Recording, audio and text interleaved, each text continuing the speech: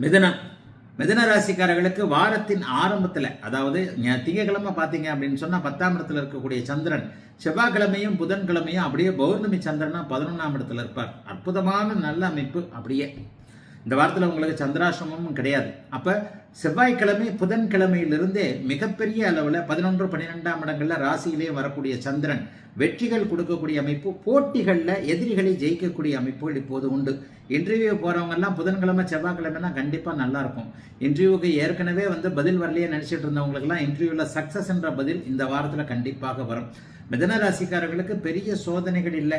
6, 8 தசாபக்திகள் நடக்கிறவங்களுக்கு மட்டும் கொஞ்சம் ஒரு மாதிரியான சங்கட அமைப்புகள் சர்வ நிச்சயமாக உண்டு. ஆனாலும் ராசிநாதன் உச்சகுருவின் பார்வையில் இருக்க, குரு பகவான் 2ஆம் இடத்துல இருக்க, 11ஆம் இடத்துல 12ஆம் இடத்துல ராசியில புதன்கிழமை செவ்வாய்க்கிழமை வியாழக்கிழமை வெள்ளிக்கிழமைனா நல்ல இடங்கள்ல சந்திரனுடைய இயக்கம் இருக்கு. சில பேருக்கு அலைச்சல்கள் இருக்கும், பயணங்கள் இருக்கும்.